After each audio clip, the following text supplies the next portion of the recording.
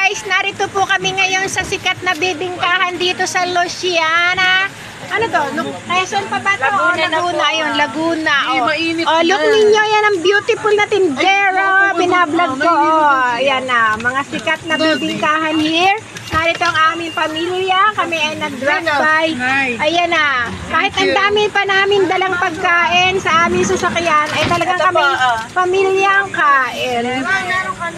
Oh, ma'am. Hello ka, ma'am.